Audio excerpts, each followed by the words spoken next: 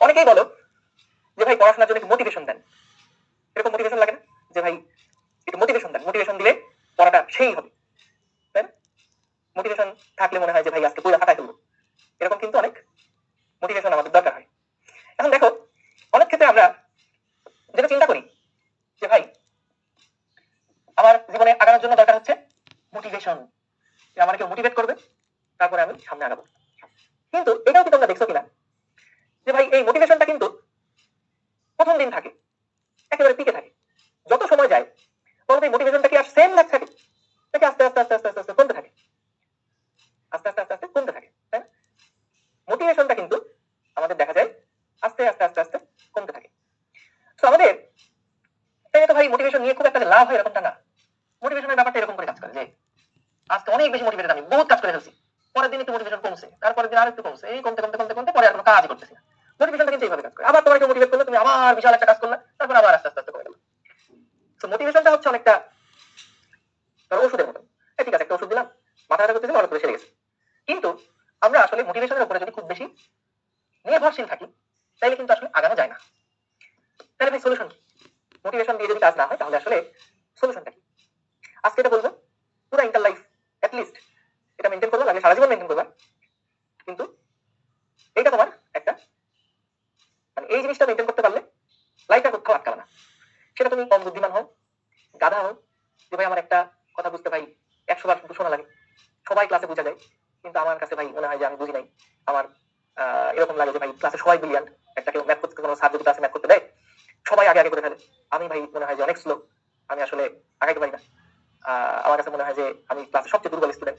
তো তুমি যদি এরকম গাধা হও, ধরো একদম ভিডিও করে স্টুডেন্ট সাপোজ, যে ভাই আমি কিচ্ছু পারি না, তারপরেও যদি একটা জিনিস মেনটেন করো যেটার জন্য বুদ্ধি লাগবে না, তাহলে দেখবা লাইফে কোথাও আটকাবে না, যেটা চাও সেটাই ম্যাজিক করতে পারবা, যেটা চাও সেটাই ম্যাজিক করতে পারবা। এবং সেই জিনিসটার নাম হচ্ছে ডিসিপ্লিন। ডিসিপ্লিন, দেখো তোমার ডিসিপ্লিন মেনটেন করার জন্য কিন্তু কখনো তোমার মোটিভেশন লাগে না। যেমন একটা এক্সাম্পল দিই, ধরো তোমার আম্মু বা আমাদের আম্মু, তুমি চিন্তা করে দেখো যখন থেকে তুমি ছোট ছিলা বা এখন আসো, সেই সময় থেকে কিন্তু তোমাকে সকালে নাস্তা দেওয়া, দুপুরে নাস্তা দেওয়া, দুপুরে খাবার দেওয়া, রাতে খাবার দেওয়া, এই জিনিসগুলো কিন্তু ওনার কোনো মোটিভেশন থেকে এই জিনিসগুলো, এই কাজগুলো কখনো হয় না। এগুলো পুরাটাই কিন্তু এক ধরনের ডিসিপ্লিন।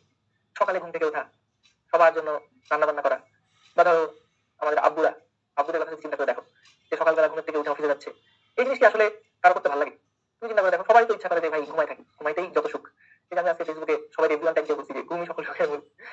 তো আসলে তো তাদেরও ঘুমাইতে ইচ্ছা করে, কিন্তু চিন্তা করো তার মধ্যে একটা ডিসিপ্লিন আছে, যে না আমার সকাল 10টার সময় অফিস ধরতে হবে, আমাকে 7টার সময় ঘুম থেকে উঠতে হবে, রেডি হতে হবে, খাওয়া দাওয়া করতে হবে, অফিসের কাজ গোছাই তারপরে অফিসে যেতে হবে। এটা কিন্তু তার একটা ডিসিপ্লিন, এটা কোনো মোটিভেশন থেকে না। তো তোমার যদি এরকম একটা ডিসিপ্লিন থাকে যে ভাই যাই হোক না কেন আমার একটা নিয়ম আছে যে আমি সকাল 7টা থেকে 9টা পর্যন্ত পড়ি, যা কিছু হয়ে যাক না কেন আমি এই সময়টা ভাই পড়বই, এটা আমার ডিসিপ্লিন। এটার জন্য কোনো মোটিভেশন দরকার নেই, এটা আমার একটা ডিসিপ্লিন, যে আমি যত কষ্টই হোক না কেন আমি আজকে রাত্রেবেলা, আমি সব সময় ডেইলি রাত্রে 3 ঘন্টা পড়ি, ঠিক আছে আমি আজকে 3 ঘন্টা পড়বই, এটা আমার ডিসিপ্লিন, এটা আমার নিয়ম, এটা আমার করতেই হবে।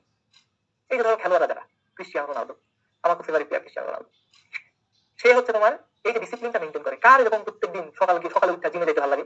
কার এরকম ডায়েট মেনটেন করতে ভালো লাগে? আমার কও, ইচ্ছা করে না যে না ঠিক আছে থাক আজকে খুব টায়ার্ড লাগতেছে, আমি আজকে না যাই, আজকে একটু পরিশ্রম কম করি? সবাই কিন্তু এটা ইচ্ছা করে। কিন্তু যারা ওই কমফোর্ট জোনের মধ্যে না ঢুকা, যারা ওই ডিসকমফোর্টটাকে বেছে নেয়, ডিসিপ্লিন লাইফটাকে বেছে নেয়, তারাই কিন্তু আস্তে আস্তে আস্তে আস্তে আগায় যায়। তো এটা কিন্তু রাতারাতি হয় না। ডিসিপ্লিন মেনটেন করার রেজাল্ট তুমি কখনো একদিনে পাবে না।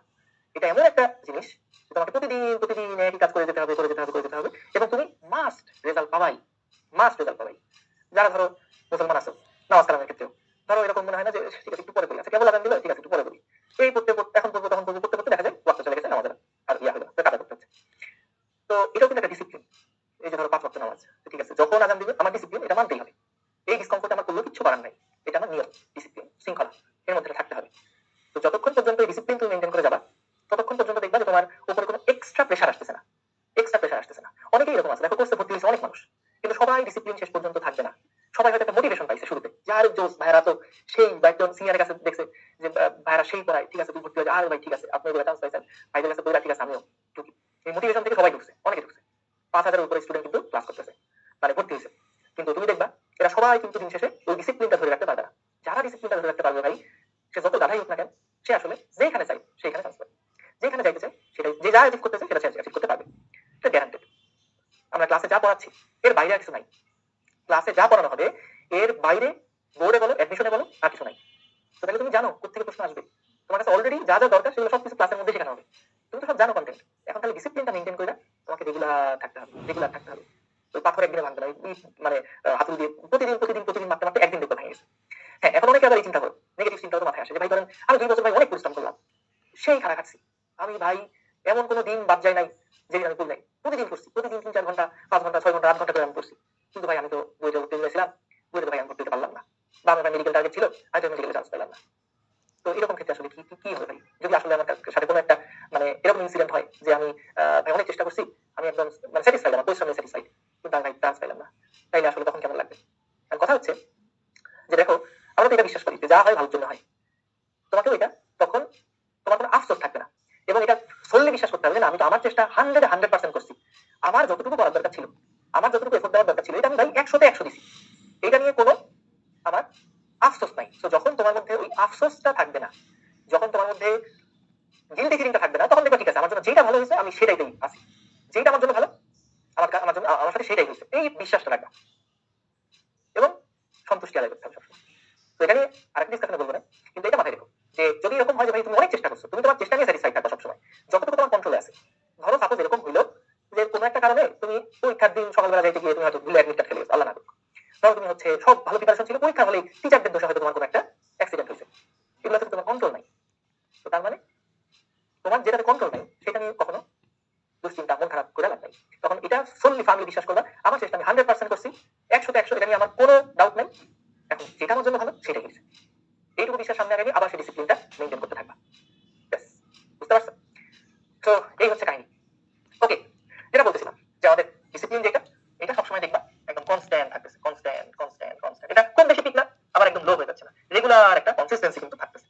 তো এটাই হচ্ছে ইম্পর্টেন্ট, এটার দিকে ফোকাস করো যে আমার যত ডিসকমফোর্ট হোক না কেন আমি যাতে এটা মেইনটেইন করতে পারি। ওই 2-1 দিন ভাই মোটিভেশন পাইলাম আর হেভি পড়াশোনা করছি,